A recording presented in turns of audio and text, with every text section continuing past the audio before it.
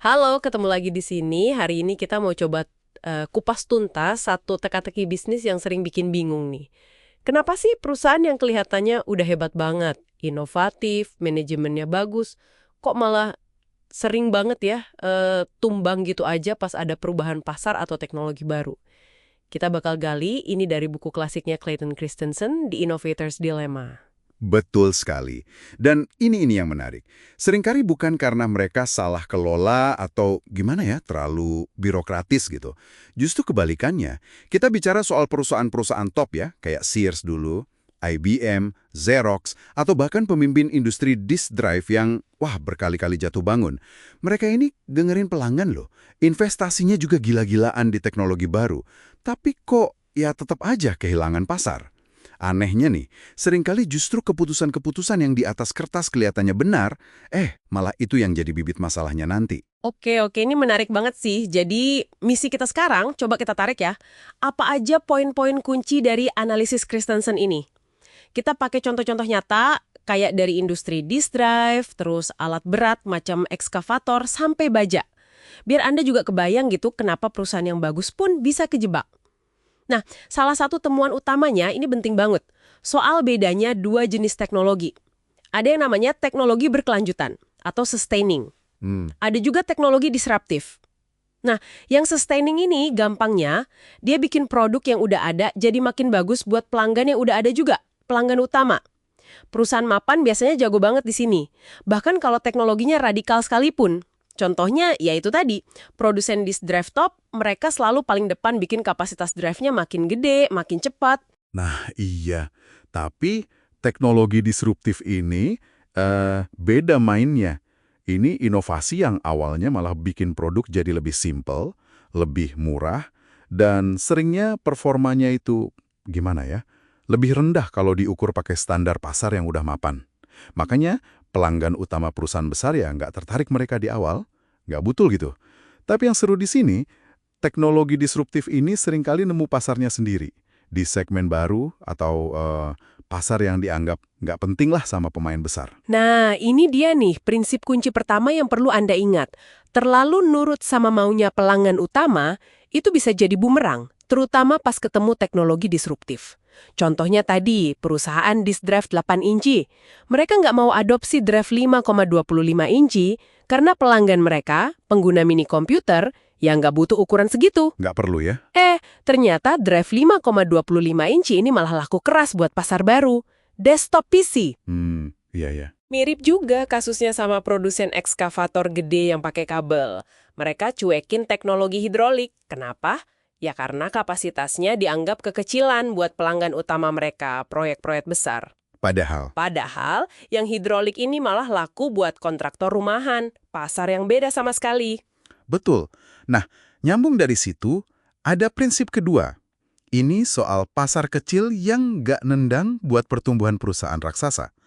Teknologi disruptif itu kan biasanya mulai dari pasar yang kecil dulu ya. Iya, ceruk pasar gitu ya. Nah, perusahaan besar, biar target pertumbuhan sama harga sahamnya aman, mereka butuh pemasukan baru yang jumlahnya gede banget. Pasar baru yang, masih kecil ini jadi nggak menarik buat mereka. Nggak signifikan gitu dampaknya ke bottom line. Iya. Contohnya Apple sama Newton PDA itu ya. Nah, itu contoh bagus. Walaupun penjualannya Newton di awal lebih bagus dari Apple II, tapi buat Apple yang waktu itu udah raksasa, angka segitu ya dianggap gagal. Nggak cukup gede buat ngedorong pertumbuhan perusahaan yang udah 5 miliar dolar. Jadi mereka nunggu dulu gitu ya sampai pasarnya kelihatan mateng. Betul. Cenderung nunggu. Tapi pas mereka mau masuk, seringnya udah telat. Udah ada pemain lain yang gesit. Benar banget. Dan ini nyambung lagi nih ke prinsip ketiga. Kemampuan inti organisasi itu bisa jadi kelemahannya juga. Maksudnya gimana tuh? Jadi kekuatan perusahaan itu kan bukan cuma di orang-orangnya, sumber dayanya, tapi juga di cara kerjanya, prosesnya, sama apa yang dianggap penting, nilai-nilainya. Oke. Nah, proses dan nilai ini kan biasanya udah paling pas, udah dioptimalkan buat bisnis yang lagi jalan sekarang. Jadi susah banget buat diubah. Jadi kaku gitu ya? Bisa dibilang gitu. Contohnya DEC, Digital Equipment Corporation. Orang yang pintar-pintar, sumber dayanya oke. Tapi proses desain sama manufaktur mini komputer mereka, plus nilai margin tinggi yang mereka kejar, itu bikin mereka jadi nggak mampu sukses di pasar PC. Padahal pasarnya gede ya PC. Gede, tapi kan butuh gerak cepat, dan marginnya tipis. Nggak cocok sama DNA-nya diisi waktu itu. Oke, masuk akal. Terus ada lagi? Ada. Prinsip keempat ini juga krusial. Laju kemajuan teknologi itu seringkali lebih cepat dari kebutuhan pasar.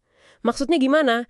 Jadi teknologi itu bisa berkembang pesat banget sampai melampaui apa yang sebenarnya dibutuhin atau bisa dimanfaatin sama pasar utama. Ini ada istilahnya performance oversupply. Kebanyakan fitur gitu ya, atau terlalu canggih buat kebutuhan real? Bisa jadi. Akibatnya apa?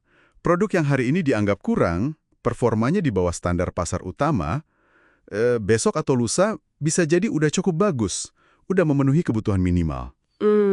Nah, pas ini terjadi, basis persaingannya mulai geser tuh. Yang tadinya soal fungsi atau fitur bisa jadi geser ke keandalan, terus ke kenyamanan, ujung-ujungnya harga. Ini kayak buka pintu ya buat teknologi disruptif masuk yang lebih simple, lebih murah, lebih praktis. Persis. Karena tiba-tiba atribut simple dan murah itu jadi relevan buat segmen pasar tertentu. Jadi kalau kita coba simpulkan ya, perusahaan mapan itu kejebak bukan karena mereka bodoh atau kurang sumber daya. Sama sekali bukan. Bukan. Bukan. Tapi justru karena Proses dan nilai yang dulunya bikin mereka sukses. yang udah terbukti berhasil. Itu malah jadi penghalang buat mereka investasi di teknologi disruptif. Kenapa? Ya karena awalnya teknologi itu kelihatan nggak menguntungkan secara finansial, terus juga nggak diminati sama pelanggan terbaik mereka. Ironis banget ya.